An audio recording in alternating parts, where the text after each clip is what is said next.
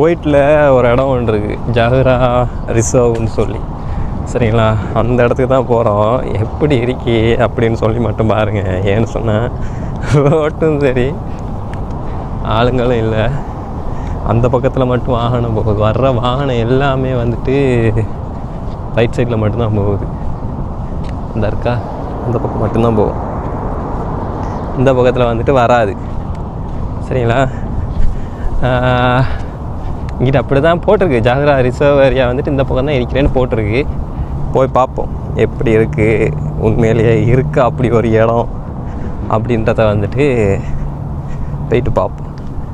first Jahra reserve place அப்படின்னா என்ன, jungle அப்படின்னா என்னென்னா,